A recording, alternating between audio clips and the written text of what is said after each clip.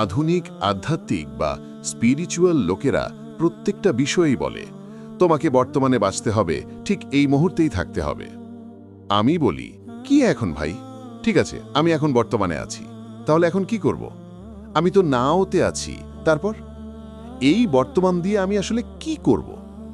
বর্তমানে বাঁচার আসল মানে হল আল্লাহ এই মুহূর্তে যে হুকুম বা নির্দেশ দিচ্ছেন তা পূরণ করা, যেটা এই বর্তমান সময়েই প্রকাশ পায়।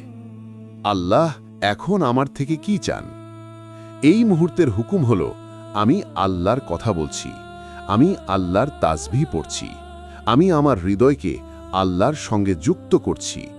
আল্লাহ এখন আমাকে দেখছেন, আল্লাহ এখন আমার ওপর সন্তুষ্ট। এখন আমি বলছি, হে আল্লাহ, কবুল করো, এটা শুধু আপনার সন্তুষ্টির জন্য। মানুষ বলে লক্ষ ফলোয়ার, কোটি ফলোয়ার, কিন্তু আমি সবসময় এক দর্শকের জন্যই কাজ করি, আল্লাহ। লা ইলাহা ইল্লাল্লাহ। যে চোখগুলো আমার দিকে তাকাচ্ছে সেগুলোর ভেতর দিয়েই তো তাকিয়ে আছেন কে? স্বয়ং আল্লাহ সুবহানাহু ওয়া তাআলা।